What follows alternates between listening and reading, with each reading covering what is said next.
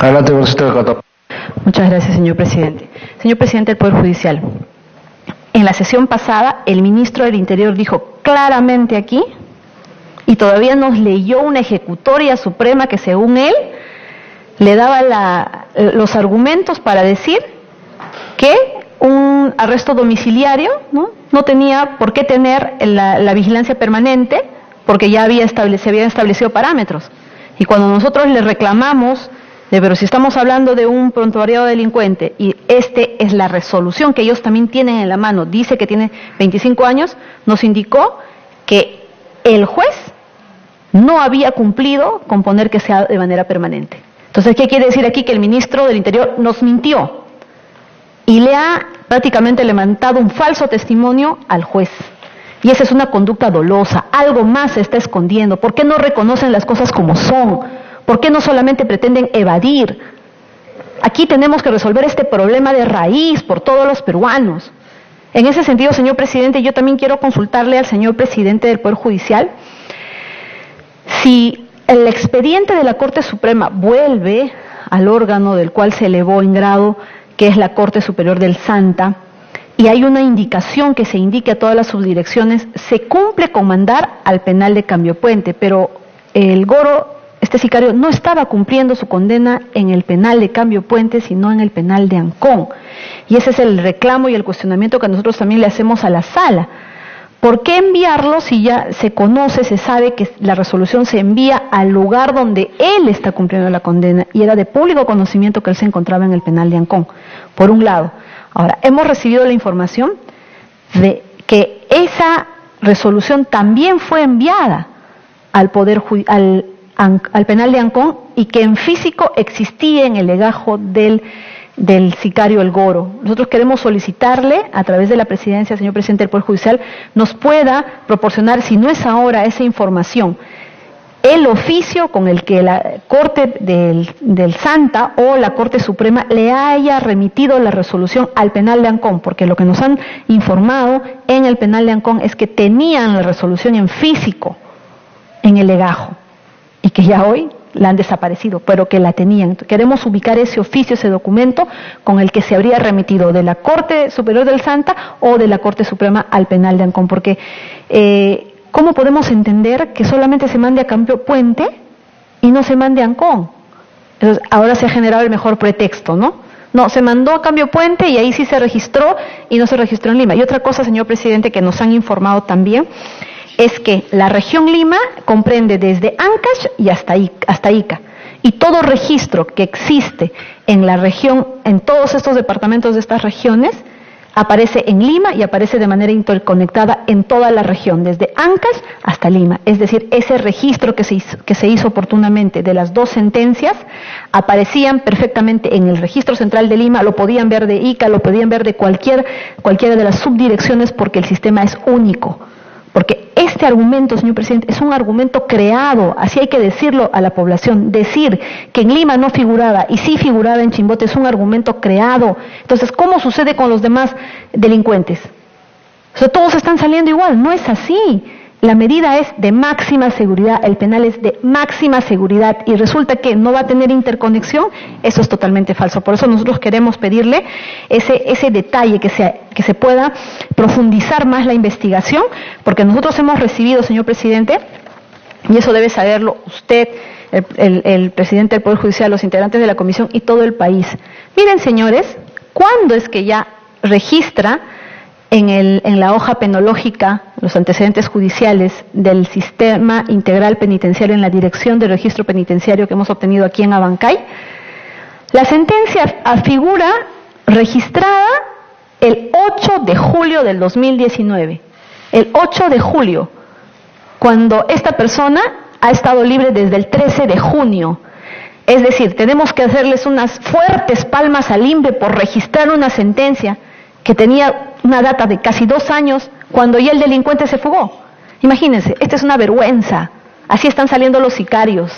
El gran esfuerzo del INPE, de todos sus funcionarios, del Ministerio de Justicia, es para poder registrar una sentencia cuando el sicario ya está libre. Esta es una burla, esta es una ofensa para todo el peruano y que atenta con su seguridad. Por eso nosotros, señor presidente, estamos alertando a que se están cometiendo actos de obstaculización. Este sistema merece una auditoría, pero no de los mismos funcionarios del INPE, pues. Si ellos tienen acceso a ello, ¿qué más están haciendo? Esto tiene que entrar al Ministerio Público y ahí nuestra denuncia y también nuestro requerimiento para que el procurador del Ministerio de Justicia, que ha interpuesto su primera denuncia contra algunos funcionarios del INPE, que es una burla, una denuncia débil, una denuncia que no precisa hechos, una denuncia que más bien creo que pretende hacer que todos los actos se paralicen en vez de ir con toda velocidad frente a delitos, ¿no? Que incluso ya deberían haber ameritado detenciones preliminares judiciales, se traiga aquí al procurador para que nos explique su denuncia y por qué no ha incluido a todas estas personas que están en el cargo, que han firmado los documentos, que los conocen perfectamente. Entonces aquí hay un encubrimiento también desde la Procuraduría, señor presidente. Estas personas ya deberían tener detención preliminar judicial, lo está diciendo el señor presidente del Poder Judicial. Ellos tenían en sus manos una resolución judicial. El congresista Becerril me está pidiendo una interrupción. Muchas gracias. Adelante, congresista Becerril. Gracias, presidente. Y es sumamente grave lo que manifestó el ministro de Justicia, que no había el mandato ni el compromiso de que la policía resguarde en forma permanente a este sicario, lo cual nos pareció, digamos, totalmente errado. Y se le dijo que si él estaba seguro o la información que le daban era errónea. Él no dijo no, que él estaba seguro y confiaba en ese informe. Sin embargo, en el acta de compromiso entre la policía, el sicario Moreno Olivo Rubén William y un testigo, dice en el punto 7, entrevistarse por lo menos 3 veces al día con su custodio, registrando su firma e impresión digital en un cuaderno de control. Y en la capítulo 13 dice mantener constante comunicación con sus custodios. O sea, no solamente que él tenía que estar en la casa, ahí, sino que la policía afuera, él tenía la obligación de comunicarse y firmar un documento, un cuaderno, 3 veces al día. Entonces, ¿cómo se podía hacer eso si finalmente el mandato no era que la policía esté en forma permanente? Que iba a llamar por teléfono a la policía para que vaya de la comisaría a firmar. Entonces, esto en realidad no hace más que sumar la gran responsabilidad del INPE. Y también confirmo y me auno a la petición de la colega Jenny Vilcatoma, que el ministro de Justicia tiene que dar un paso al costado inmediatamente.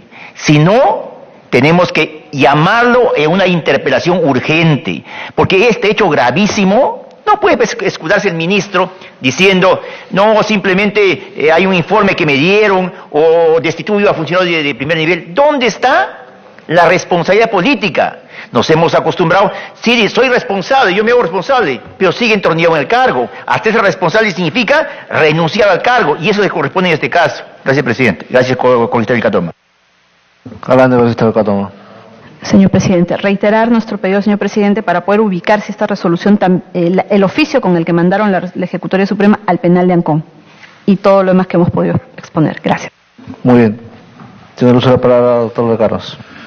Bien, realmente no conozco que se mandó al penal de Ancón, pero sí se mandó el oficio con fecha 27 de diciembre de 2018 al director del Instituto Nacional Penitenciario de la Oficina de Registro Penitenciario en Lima.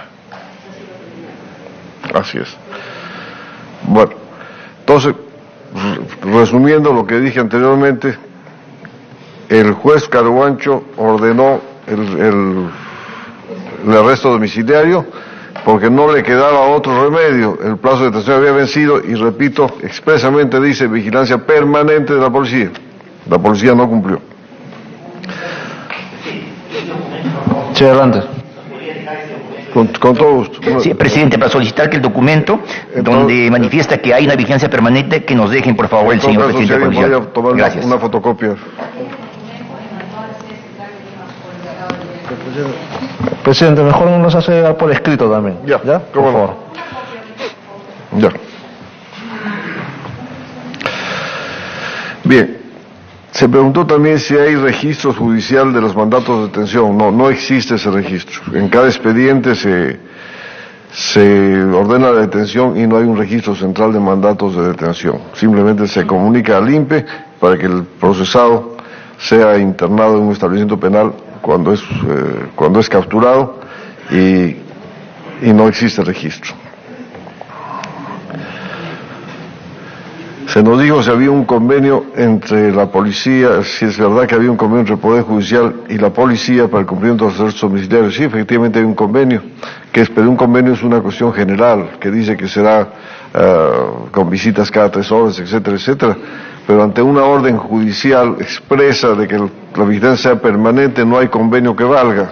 La orden judicial, la orden de un juez, está por encima de cualquier convenio. Si el juez simplemente dijese arresto domiciliario, obviamente se aplica el convenio. Pero si el juez dice vigilancia permanente, es vigilancia permanente sin ninguna otra opción. Se pregunta por qué la sala demoró 16 meses en remitir la ejecutoria. Realmente este es un problema muy grave que hay en la Corte Suprema, en el Poder Judicial. No, la cantidad de expedientes que suben en casación, en recurso de nulidad, en procesos penales o en procesos laborales y procesos civiles, desborda absolutamente la capacidad de la Corte Suprema. En una sala penal de la Corte Suprema se resuelven 20 casos diarios, ¿no?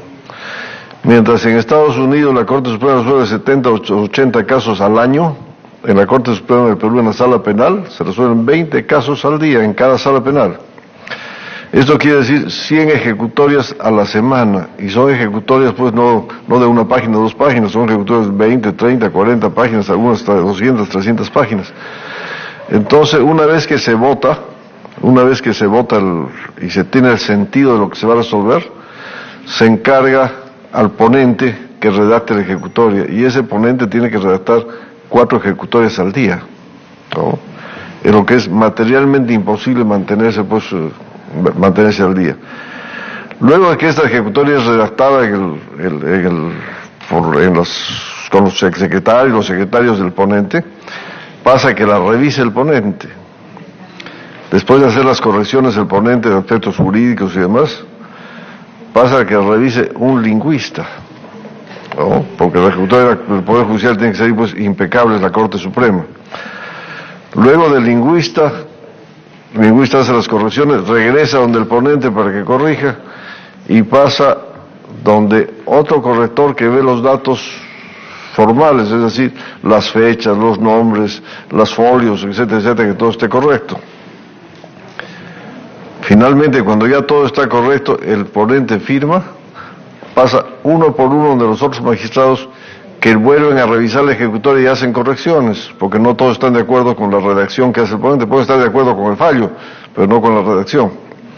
Y esto va demorando y demorando, porque, como repito, son 100 expedientes a la semana que tiene que seguir este proceso. Pero en este caso del señor Moreno hubo una circunstancia especial, porque normalmente eso que le estoy relatando demora pues 6 meses, 8 meses máximo para hacer todas estas revisiones y trámites, pero tuvo una circunstancia especial que es la renuncia del señor Ceballos, juez provisional de la Corte Suprema, que porque se vio inmerso en un escándalo en Piura, de unos audios en Piura, unas denuncias en Piura, tuvo que renunciar, o renunció.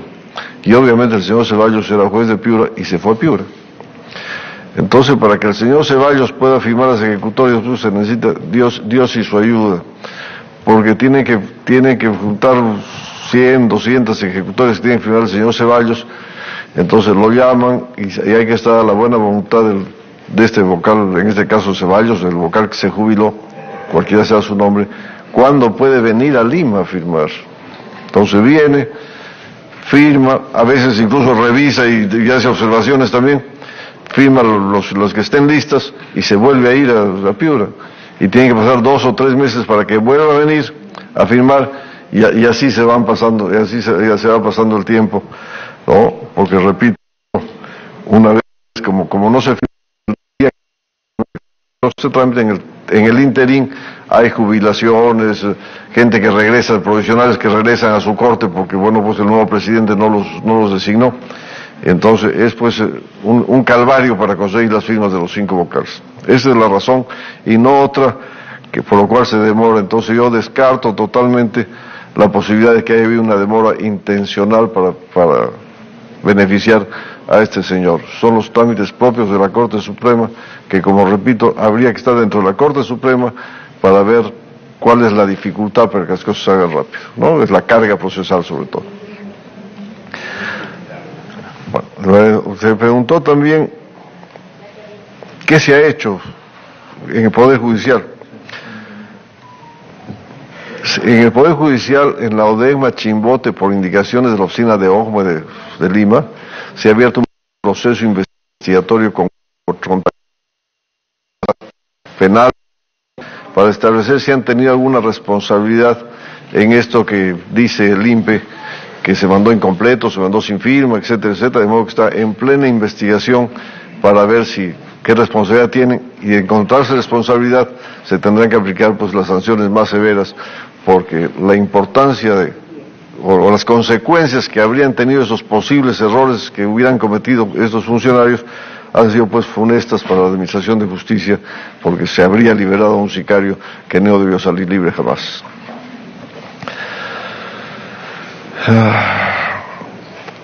En cuanto a la liberación de Cruzate, que es el otro sicario que está ya también con un mandato de arresto domiciliario con grillete electrónico, me parece, no, también por vencimiento de los plazos de detención. Obviamente el vencimiento del plazo de detención no depende del Poder Judicial, Fiscalía sus investigaciones, y si el fiscal dentro de los plazos determinados no presenta la acusación y no lleva a juicio a los procesados, el Poder Judicial tiene que liberarlos sí o darles arresto domiciliario, porque si no lo hace, viene inmediatamente un habeas corpus y responsabilidad para el juez que no lo liberó. ¿Por qué se ha demorado esta nueva audiencia de prisión preventiva? Bueno, yo me acabo de enterar por la congresista Vilcatoma de este proceso y que la audiencia se está demorando. El día de hoy, saliendo del Congreso, voy a pedir informe inmediatamente a Guaura, ¿es verdad? A Guaura, para que informen por qué se está demorando, y si hubiese responsabilidad en esta demora, se comunicará a la OJMA para que tome las acciones pertinentes, porque obviamente no puede tolerarse que injustificadamente se dilaten estas audiencias en un caso tan delicado como el presente, es decir, por la liberación de uno y el juez de la causa no toma las medidas para garantizar la detención del otro. A mí me parece que es inaudito, pero vamos a ver qué explicación del juez, porque la primera vez no fue el fiscal, bueno, no es culpa del juez, no fue el fiscal. Vamos a ver que la segunda y la tercera vez se frustraron, no sé las razones, me acabo de enterar. Creo que esas eran las principales interrogantes que se hicieron, ¿no? Y repito una vez más, en una comunicación que nos manda el INPE hace 2 días, 3 días, recibido el 10 de julio, nos dicen que se comunica al penal donde está o a las oficinas regionales correspondientes. El propio INPE nos está diciendo que lo que hizo el Poder Judicial de comunicar a Chimbote era correcto, porque como dice la congresista Vilcatoma, entiendo que las oficinas del INPE están interconectadas, de modo que lo que se escribe en Chimbote lo saben en Lima, y en Chimbote está inscrito desde enero de este año. Sí, adelante, congresista Vilcatoma. Creo, señor presidente, que es importante poner de relieve algo en relación a lo que acaba de precisar el señor presidente. Para que se inscriba en Chimbote, también hubo demora, como lo ha dicho, porque en el primer pedido o en la primera remisión, el INPE lo devuelve, hace un registro, sí, pero lo devuelve indicando que las copias eran ilegibles o algún tipo de falla en las copias. No, perdón, congresista. No, Chimbote lo inscribió inmediatamente. Lima es el que lo devolvió. Ya. Entonces, gracias. Si es así, peor aún, porque si registra Chimbote y estamos dentro de la región que abarca también la región Ancash y Chimbote, Lima lo tuvo inmediatamente. Es decir, también lo tuvo Ancón.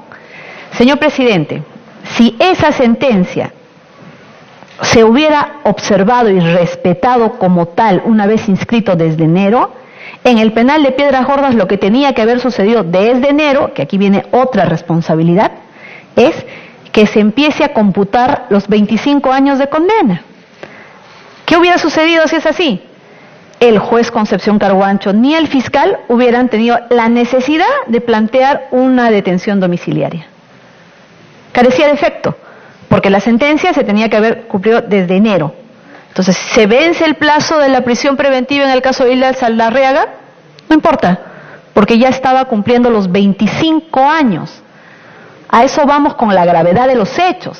O sea, aquí nos estamos centrando en el día en el que lo liberaron de Piedras Gordas y en el día en el que lo llevaron al arresto domiciliario y la policía lo dejó escapar, porque ahora tenemos que decirlo, lo dejó escapar. La policía y el ministro del Interior, que es su responsabilidad también y que lamentablemente debe renunciar, la persona sobre la que personalmente había depositado mucho interés y mucha confianza, hoy me ha demostrado su ineficiencia en la ejecución de una función tan importante que es la seguridad pública.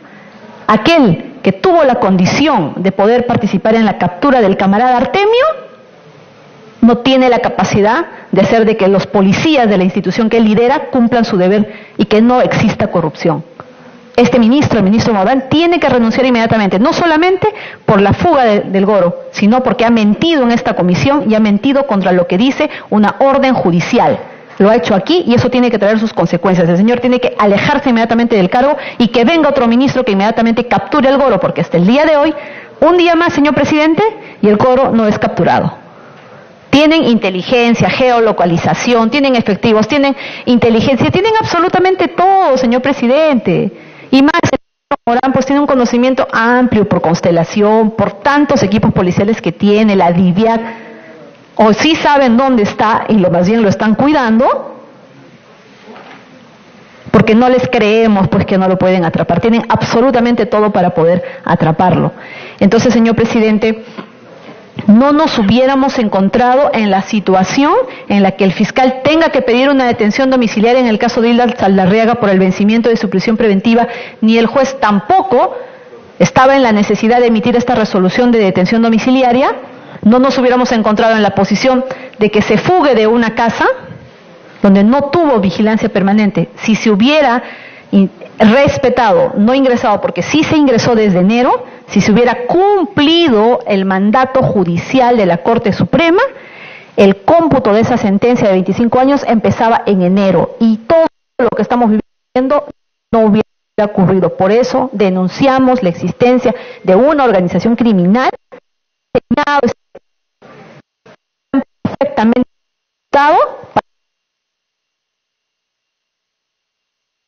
con la gravedad de que del proceso del señor Ezequiel Nolasco por su asesinato está en etapa de alegatos finales. Entonces, este delincuente no va a ser su alegato final, por lo tanto no va a ser sentenciado. Y si esto, cuando llegue a la Suprema, por algún motivo, que seguramente ya debe estar bien pensado por parte de los imputados, se declara nulo y vuelve otra vez a llevarse a cabo el juicio oral, usted ya no va a tener a todos los testigos que fueron. Ya no van a ir a declarar porque el sicario está suelto, pues. El matón está suelto. ¿Quién va a tener el valor de poder ir a declarar? Esa es una falla también, señor presidente, que atenta contra la administración de justicia.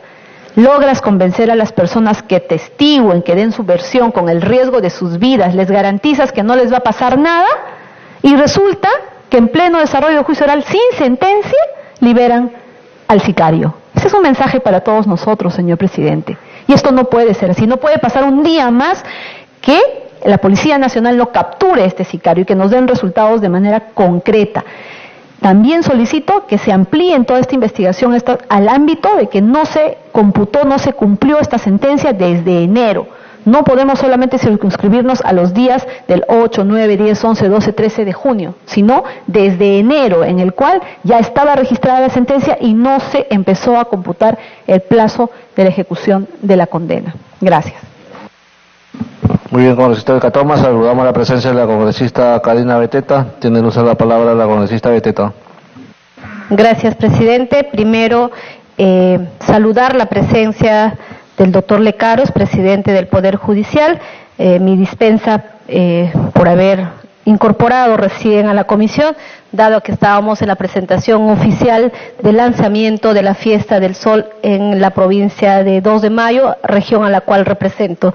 Señor presidente, de acuerdo a la información que ha venido brindando el presidente del Poder Judicial, aquí en realidad queda claro y lamentamos que esta reunión, no por confrontar, sino hubiera sido importante poder contar en la misma sesión, tanto el presidente del Poder Judicial, que nos extraña la ausencia de la fiscal de la Nación, y el ministro del Interior, que sumando a lo dicho por la congresista Jenny Vilcatoma, habría dado una información falsa en esta comisión, señor presidente, ya que cuando nosotros preguntamos bajo qué, cuáles eran las medidas por la cual el juez Carhuancho había dado la orden de arresto domiciliario, y en esa oportunidad, y está grabado en actas, ha mencionado que no era permanente. O sea, que la policía no tenía por qué estar las 24 horas del día y turnarse a cada 24 horas para garantizar que este delincuente pueda fugar. Entonces no nos han dicho la verdad, y esto es gravísimo, ya que de acuerdo al documento que se nos ha presentado, es de manera clara que se señala, ¿no?, en esta resolución, requerir al jefe de la DIRCEPEN cumpla con garantizar debidamente la ejecución de la medida de detención domiciliaria de manera permanente. Dice, contra dicho procesado, informando a este despacho cada 30 días bajo responsabilidad funcional.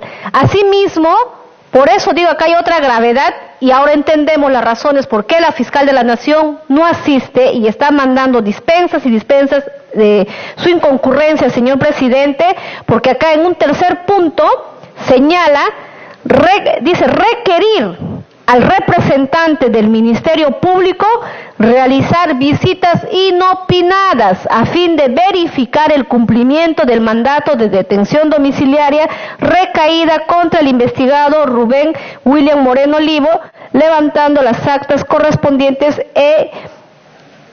dice, informando a este despacho. Entonces nos gustaría, por su intermedio, si el presidente del Poder Judicial, el doctor Lecaros, nos pueda informar si existe información por parte del representante del Ministerio Público, si realizaron o no realizaron estas visitas inopinadas al domicilio de este delincuente. Entonces creo acá había una responsabilidad compartida, tanto por parte de la policía encargado y del Ministerio Público, verificar el cumplimiento de este mandato. Y también no sé qué medidas se habría tomado a raíz de este incidente para que lo sucesivo no ocurra lo mismo. ¿Qué medidas estaría tomando el presidente del Poder Judicial para una verificación de haber estos mismos casos? ¿Qué acciones para garantizar que esto es lo que decreta el Poder Judicial a fin de garantizar que estas personas altamente peligrosas puedan fugar? Y no sé qué medidas habría tomado, sería importante, señor presidente, por sus intermedios que nos podría informar. Y nuevamente ratifico mi preocupación y hacerle llegar, creo ya documentadamente, a la señora fiscal de la Nación nos pueda responder por todo lo que han mencionado algunos colegas congresistas y lo que acabo de señalar. ¿Cuáles son los informes que el Ministerio Público habría realizado de las visitas inopinadas al domicilio de este delincuente? Porque aquí, cuando se ha venido a decir, prácticamente tanto el ministro de Justicia ha trasladado la responsabilidad directa al Poder Judicial. Que el Poder Judicial, los jueces eran los responsables porque no habían informado. Eso fue la primera responsabilidad que le atribuyeron al Poder Judicial. Segundo, de la misma manera vino el Ministerio del Interior, que son representantes del Poder Ejecutivo, también a responsabilizar al Poder Judicial, ya que ellos no habrían sido claros y contundentes en esta medida de arresto domiciliario, que no se decía que era permanente, cuando aquí es claramente que sí fue permanente y ellos tenían que haber tomado todas las precauciones, ya que estamos hablando no de un investigado y de un reo cualquiera, estábamos hablando de un sicario. Entonces, por ello la gravedad, y más allá de lo que sí correspondía en ese momento, cuando evaluó el juez Carhuancho, si por exceso de carcelería, él es que toma esta decisión de darle arresto domiciliario.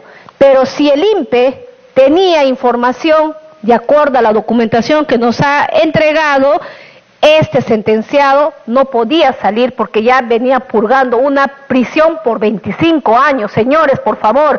Y esto no se dice a la población, que se esconde detrás de la fuga con ayuda, porque acá no es que se le escapó un inocente, sino hubo, digamos, que no una buena coordinación. Acá yo quiero pensar, puedo decir ya de manera sospechosa, que aquí ayudaron justamente a fugar a un delincuente que hoy la vida, no sé si de acá de los congresistas también que estamos reclamando y de la familia agraviada directamente, su vida corre peligro. Por eso invocamos, señor presidente, inmediatamente tomar acciones y pedir y exigir al gobierno de turno a través del Ministerio del Interior la captura inmediata de este delincuente. Gracias, presidente. Muchas gracias, congresista Beteta. Tiene el uso de la palabra el doctor Lecaros. Bien, para aclarar algunos puntos. Como ustedes tienen ya en su poder, la resolución número 26 de 16 de mayo del año 2019, expedida por el juez Carhuancho, dice que la custodia debe ser permanente, ¿verdad? En el oficio número 345-2019, de fecha 16 de mayo del 2019, el juez Carhuancho se dirige al jefe de la dirección del DICEPEN, Policía Nacional del Perú. ¿Y cómo comienza el oficio? Dice: tengo el agrado de dirigirme a su digna institución en mérito de la resolución número 26, está, que se adjunta en copia certificada. Entonces, es clarísimo, está con el cargo de recepción de la policía. Entonces, es clarísimo que la policía recibió copia de esta resolución certificada, donde se decía que era permanente. Entonces, ¿quién incumplió? Carhuancho no, la policía. Si el fiscal hizo las visitas inopinadas o no las hizo, bueno, desconozco, no lo sé, ¿no? ¿Qué medidas se están tomando para que esto no se repita? Se ha encargado a la Comisión de Implementación del nuevo Código Procesal Penal para que haga un informe sobre la realidad de la justicia penal y su vinculación con el INPE y la policía, a fin de que proponga al Consejo Ejecutivo del Poder Judicial las medidas que deben tomarse, porque esto no puede repetirse nunca más.